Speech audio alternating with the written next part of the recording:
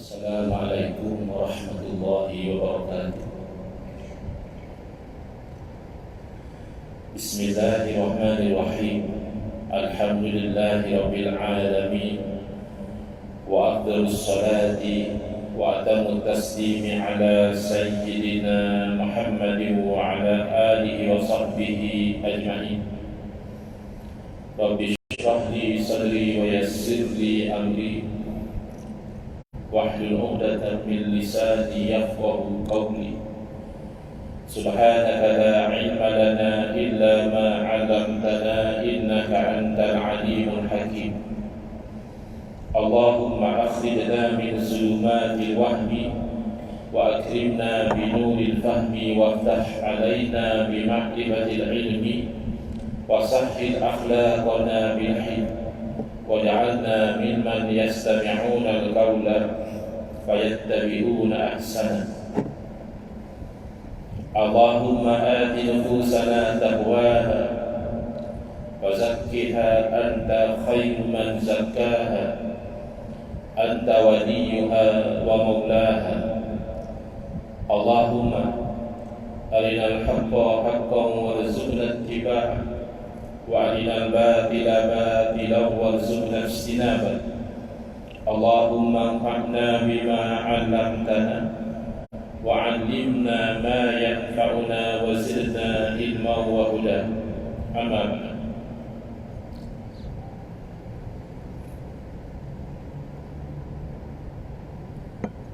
Alhamdulillah, muslimin, muslimat, hadirin hadirat yang saya hormati. Moga-moga kita semua dirahmati dan diberkati oleh Allah Subhanahu wa taala. Dan moga-moga kita semua dikurniakan oleh Allah Subhanahu wa taala kefahaman yang baik di dalam urusan agama dan dikurniakan keikhlasan yang menyeluruh di dalam menuju kepada ridha Allah Subhanahu wa taala.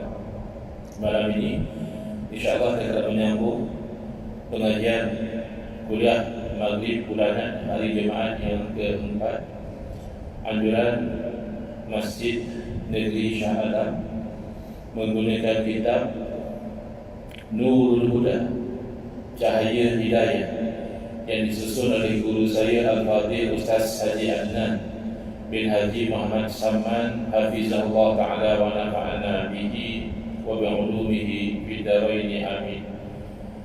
Mensyarahkan kitab Masailut Tauhid, masalah-masalah yang berkaitan tentang ilmu tauhid, yang disusun oleh ayahanda beliau dan juga guru saya almarhum Tuan Guru Haji Muhammad Samman Kati rahimahullah taala wa nafa'ana bihi wa bi'ulumihi fid dharaini amin. Setakat Akademi Dakwah Malaysia, kita sampai di muka surat 29. Soalan, apa dia hukum adat? Dalam kuliah yang lalu kita telah terangkan jenis ataupun kategori yang pertama daripada kategori hukum. Hukum, kita ingatkan balik diri kita, maknanya adalah isbatul amri atau nafyu. Menetapkan sesuatu atau menafikan sesuatu, itu namanya hukum. Yang menetapkan atau menafikan itu salah satu dari tiga. Dalam kuliah yang lalu kita telah terangkan yang menetapkan dan menafikan itu adalah Allah. Itu namanya hukum syarak. Khitabullahul al-muta'alliqu bi'af'alil mukallafin imma bitolak atau bitakhyir. Perintah Allah yang bersangkutan dengan perbuatan orang mukallaf yang akil baligh sampai seruan Islam kepada dia, sama ada dengan jalan dituntut ataupun diberi pilihan. Dituntut, disuruh buat dan juga disuruh tinggal.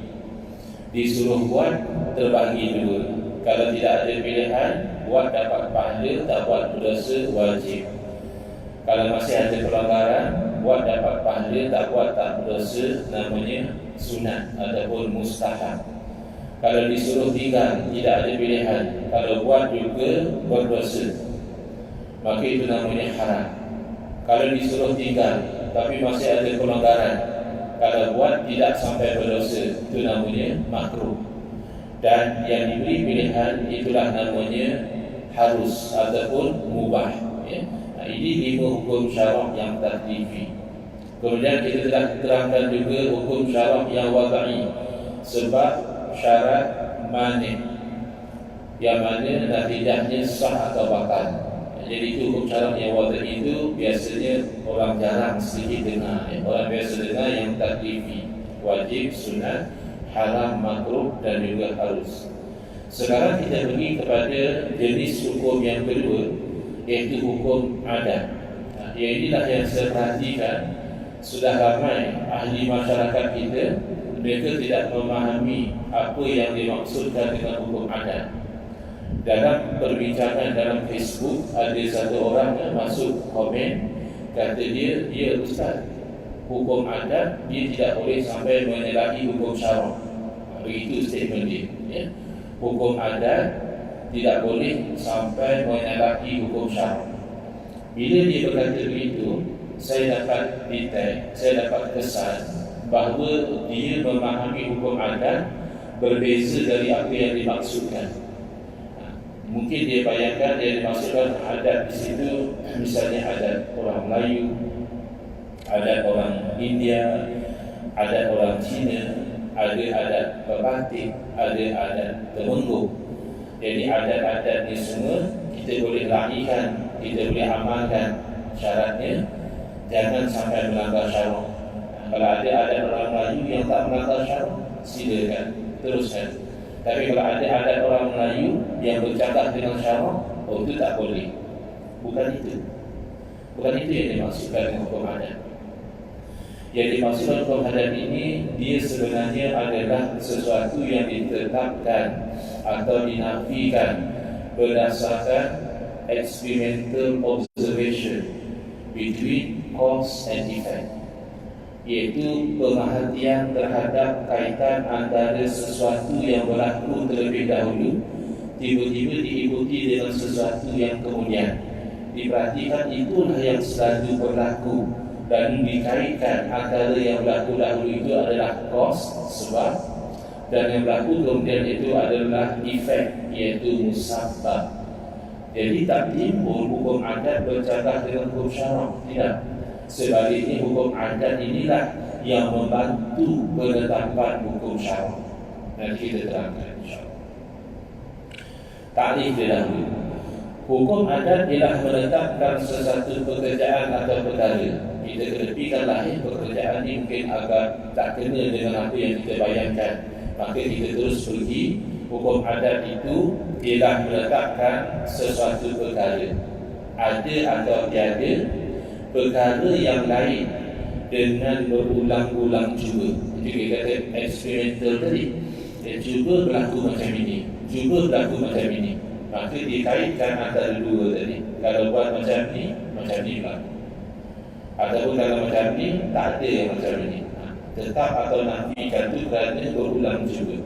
Jadi kesalahan sebagai ahli masyarakat yang ditetapkan dengan hukum adat, dia minta dalil Quran hadis.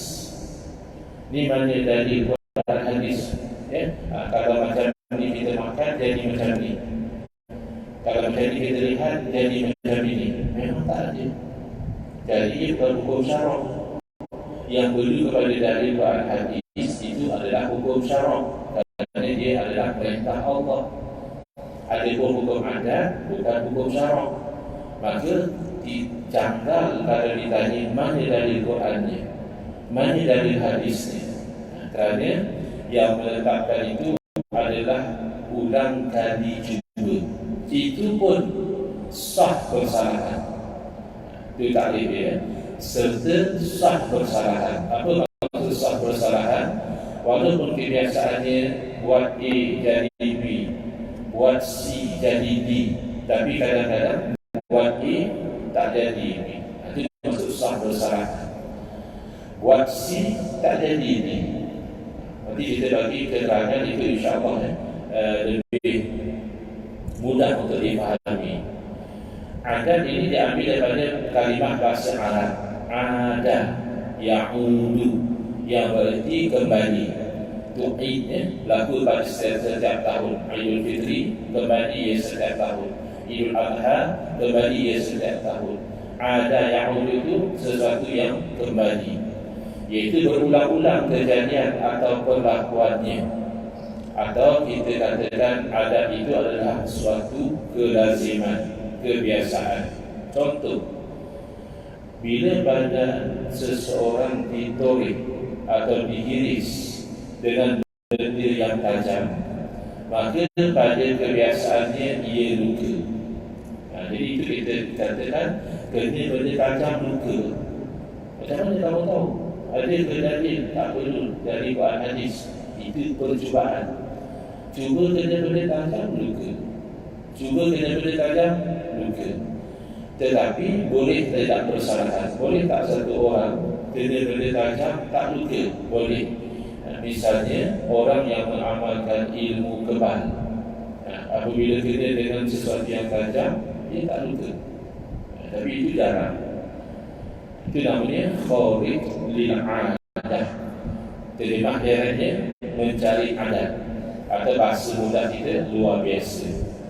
Biasa kena benda tajam luka. Biasa kena benda tajam luka. Tiba-tiba oleh kerana satu orang dia mengamalkan ilmu kebal, maka kena benda tajam tidak luka. Itu kalau mengamalkan ilmu kebal. Boleh jadi juga dalam bentuk karamah.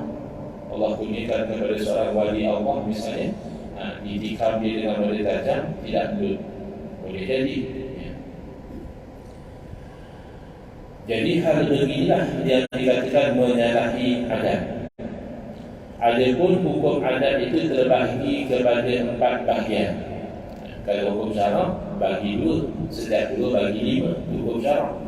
Hukum adat 4. Apa dia? Mudah saja. Dia adalah berkaitan antara ada dan tiada. Jadi ada dengan ada, itu satu. Yang kedua, ada dengan tiada. Yang ketiga, terbalikkan saja, tiada dengan ada. Yang keempat, tiada dengan tiada. Saya ulangi.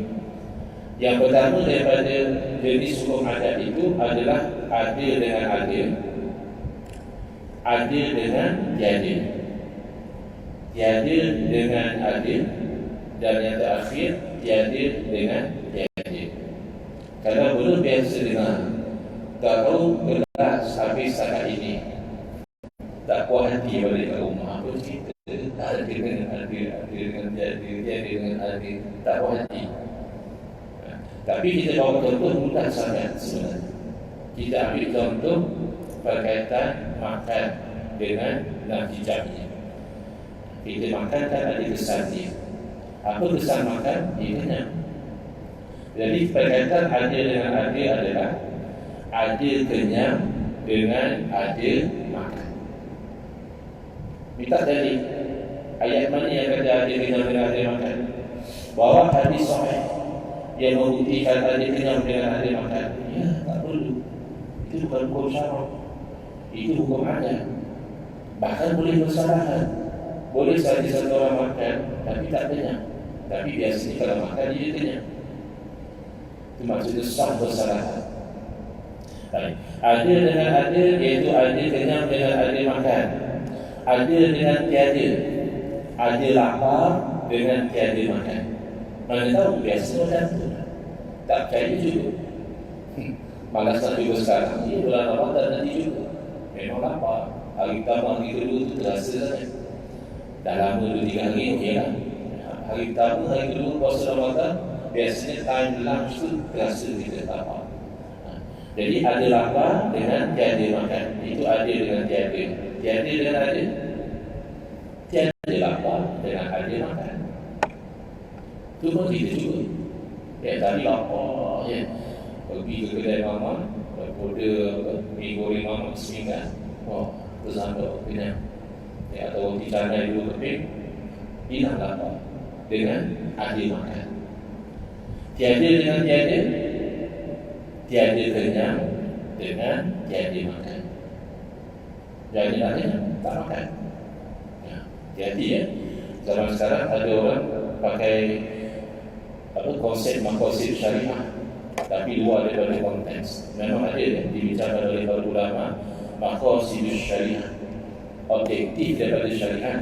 Ada 5 perkara utama, iaitu menjaga agama, menjaga nyawa, menjaga makan, menjaga nasab keturunan, dan juga menjaga harta. Tengok apa-apa hukum syarak, insya-Allah dia ada kaitan dengan menjaga salah satu dari yang 5 ini. Lalu ada orang dia memakai konsep maqasid syariah ini, dia kata tak penting kita melaksanakan syariat itu, tak penting. Yang penting maqasid syariah tercapai. Jadi dengan sekitar itu, wah hebat. Ini level tinggi, pencakapan level maqasid objektif syariah. Tapi logiknya tak logik. Dia menafikan adab. Macam mana seolah-olah dia berkata tak penting makan, yang penting kita kenyang. Tapi tak makan dia nak kenyang, tak laksanakan syariat, macam mana nak tercapai objektif syariat? Objektif syariat itu tercapai dengan syariat dilaksanakan. Jadi hati-hati ya, dibagi golongan maqasid. Kalau ada yang maqasid yang benar, ada maqasid yang hanya bertopeng saja. Tapi itu kaitan antara sebab dan musabab, cause and effect. Maka ini membantu kepada hukum syarak. Dia bukan bercanggah dengan hukum syarak, dia bahkan membantu kepada hukum syarak. Contoh ini ada kaitan dengan akidah. Yang tak faham inilah yang mudah mensyirik-syirikan Allah. Minta tolong dengan wali, syirik. Minta tolong dengan wali itu bukan hakikat, itu hanya hukum adat.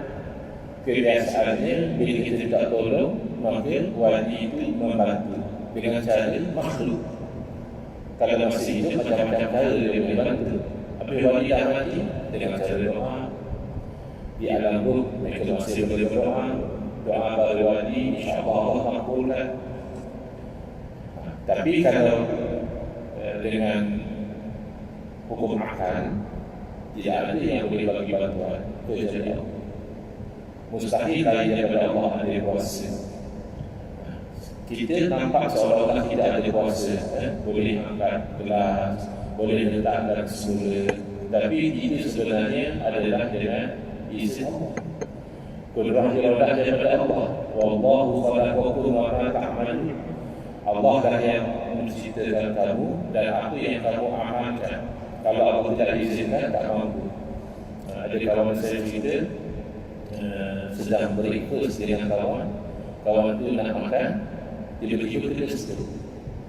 Langsung tak mampu, dia nak teruskan makan lagi. Bahkan macam muka dia pun sudah jadi sengit. Macam itu. Ya Allah tak izinkan. Dia kalau boleh nak makan lagi, tapi tengah makan sudah kena serangan stroke, tak mampu lagi. Jadi kalau kita faham hukum adat, ia sebenarnya lebih kepada hukum syarak, hukum fiqh. Kalau hukum akal, dia lebih kepada akidah. Baik, contoh, satu orang dalam keadaan marah, dia tumbuk kawan dia sekali je, tahu-tahu jatuh kawan dia, meninggal dunia. Lalu dalam perbicaraan, dia beritahu kepada mahkamah yang ahli hakim, saya tak saja untuk membunuh, saya tak ada niat langsung nak bunuh kawan saya. Jadi mahkamah masih boleh terima, kerana dari segi adat, satu penumbuk kebiasaannya tidak mematikan. Jadi mahkamah masih boleh pertimbangkan, barangkali betul dia tidak ada niat. Tapi kalau diambil pedang samurai, dihayurnya ke leher kawan, putus pada hamba Allah. Lalu dalam mahkamah dia kata, yang ahli hakim, saya tidak ada niat nak bunuh kawan saya itu. Saya hanya hayur saja pedang samurai. Hakim tak terima.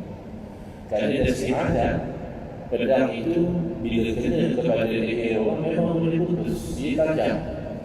Maka oleh kerana dari segi kebiasaan, pedang itu adalah membunuh, maka dari segi syarak dia boleh dijatuhkan hukum membunuh dengan sengaja, walaupun dia kata dia tak sengaja, kerana mengambil kira hukum ada. Sama juga apa hukum minum racun, haram. Dari segi akal kita kata racun tidak membunuh, kerana yang mematikan seseorang Allah. Tetapi dari segi adat racun membunuh, maka meminum racun itu adalah haram. Kalau kita faham itu, kita boleh faham juga apa yang berlaku dalam peristiwa Isra Mi'raj. Dalam bulan lepas banyak ceramah-ceramah sempena peristiwa Al-Isra wal Mi'raj.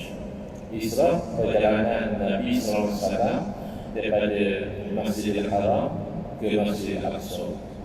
Mi'raj daripada Masjidil Aqsa naik ke satu langit, ke satu langit, ke satu langit, sampai ke Sidratul Muntaha ini, kisah yang masyhur. Kita nak kaitkan dengan hukum. Dari segi hukum, adakah boleh berlaku peristiwa sebegitu?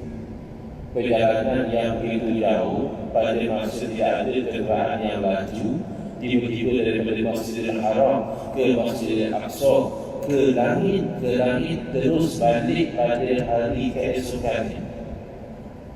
Dari segi adat mustahil, dari segi cause and effect mustahil. Jadi cause and effect dia melihat kepada jarak dan juga kelajuan. Paling-paling kalau ada kelajuan jarak jauh tak berapa, ataupun kalau tak laju tapi jarak itu dekat. Sekarang jarak sudah jauh, kenderaan juga tidak ada pada masa itu yang laju. Baik. Tapi dari segi akal harus, tidak mustahil. Ya, pada masa itu tidak ada kenderaan yang laju, tetapi boleh saja Allah melakukan dalam kisah itu dengan buruk dan sebagainya, tak ada masalah. Alangkah teknologi manusia boleh menjadikan sesuatu yang dulu susah. Dulu kan time orang pergi haji dengan kapal laut, paling-paling berbulan baru sampai ke Makkah. Tapi dengan teknologi kapal terbang yang dahulu orang tak boleh bayangkan 8 jam sudah boleh sampai. Dulu kan ingat lagi tak kalau mak ayah kita pergi haji, oh sedih, sebab lama perjalanan. Lagi pula belum tentu ada yang meninggal dalam perjalanan sebab makan bulan.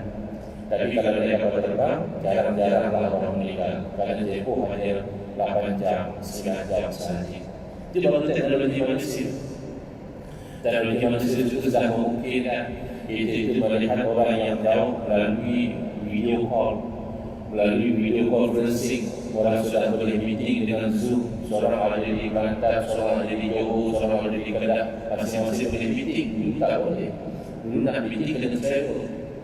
Itu baru teknologi manusia.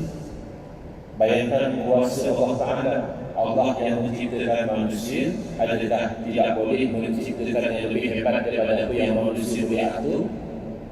Maka dari segi akal, berlakunya peristiwa Al-Isra wal Mi'raj itu adalah harus. Nanti kita belum sampai lagi kepada hukum akal. Hukum akal 3 saja. Satu benda yang akan, contoh dia dengar saya dengar macam gelap. Baik. Jadi sesuatu yang akal kata mesti ada, itu namanya wajib.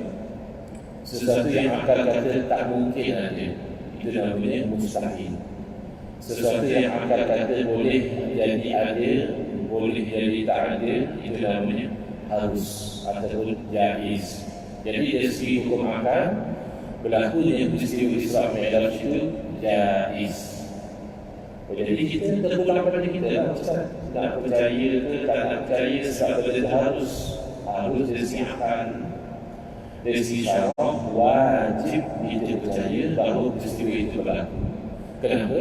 Kerana diberitahu oleh As-Sadiqul Masduq, diberitahu oleh yang benar lagi dibenarkan, Sayyidina Muhammad sallallahu alaihi wasallam. Maka tak ada pilihan, mesti percaya berlakunya peristiwa Isra dan Mi'raj. Sama juga, adakah syurga itu wujud?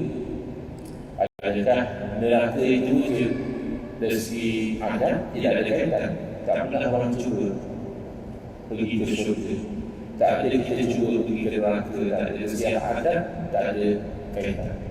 Dari segi akal dia harus apa mustahil ada syurga, tak mustahil. Apa mesti ada syurga, dia tak mesti, harus. Jadi kalau macam tu terpulang pada kita lah, nak beriman ada syurga ke tak ada syurga, tidak. Itu hanya hukum akal. Hukum syarak memastikan ada syurga, hukum syarak memastikan ada neraka. Maka wajib seseorang itu beriman ada syurga dan ada neraka. Haram bahkan membawa kepada kufur kalau dia tidak beriman adanya syurga dan adanya neraka. Jadi kita faham beza tak jadilah kecoh. Macam ada pernah kecoh, orang kata ini sesat orang ini sebab dia kata boleh jadi Abu Lahab itu diampun oleh Allah Ta'ala. Sesat sebab Quran dah pastikan Abu Lahab ahli neraka. Dapat siada Abi Lahab watar. Macam mana pula diampunkan oleh Allah? Dari segi akal, jangan mudah kita menyesatkan orang. Kita tak faham dia bercakap dalam konteks hukum apa. Dia bercakap dari segi akal. Dalam kitab-kitab Tauhid diterangkan dari segi akal harus Allah Ta'ala memasukkan orang-orang yang maksiat ke dalam syurga dan memasukkan orang yang taat ke dalam neraka. Harus akli. Kerana akal mengatakan Allah Maha Berkuasa. Tuntutan daripada Allah Maha Berkuasa, apa sahaja yang mungkin dari segi akal, Allah berkuasa. Jadi orang maksiat masuk syurga dari segi akal mungkin, orang yang taat masuk neraka dari segi akal mungkin.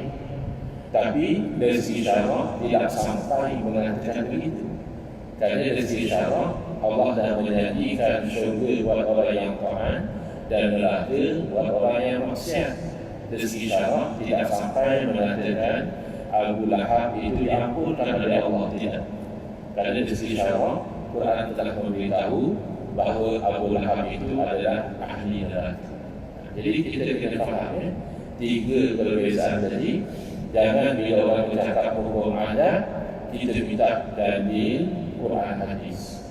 Jangan pula bila orang bercakap hukum syarak hanya direka-reka tanpa dalil. Kerana hukum syarak adalah perintah Allah. Asalnya Quran hadis dibantu ijma' dan qiyas dan juga sumber-sumber hukum yang lain. Baik. Next adalah apa artinya hukum yang dibangsakan kepada akal itu. Erti hukum akal itu ialah menetapkan sesuatu perkara atau menafikan tanpa berhenti di atas berulang cuba. Mana hukum akal ini tak macam hukum adat. Hukum adat cuba dulu, tengok apa yang berlaku, cuba lagi, tengok apa yang berlaku, lalu ditetapkan kalau begini jadi. Hukum akal tak perlu. Tak perlu kita nak cuba. Tak perlu kita nak cuba untuk kita mengatakan bahawa alam ini mesti ada pencipta. Kerana kita akal sudah mengatakan begitu. Tak mungkin misalnya kalau minggu lepas di belakang rumah kita tidak ada satu lembaran ayam, tiba-tiba hari ini kita tengok belakang rumah kita ada lembaran ayam. Akal matematik kata pasti ada orang buat. Takkan dah jadi sendiri. Pasti ada orang buat, maknanya wajib dari segi akal. Takkan dah jadi sendiri. Itu mustahil dari sendiri, itu dari segi akal. Dan siapa yang buat boleh jadi sesiapa, itu namanya harus. InsyaAllah kita akan berdetail lagi berbicara tentang hukum akal pada kuliah yang akan datang. Wallahu subhanahu wa ta'ala a'lam.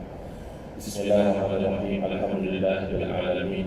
Wassalatu wassalamu ala asyrafil anbiya'i wal mursalin wa ala alihi wa sahbihi ajma'in. Allahumma shrah sudurana wa ahsin akhlaqana wa azim ujurana wa nawwir qulubana bi nuri hidayatika kama tarda bi nuri syamsika abadan abada bi rahmatika ya arhamar rahimin. Walhamdulillahirabbil alamin.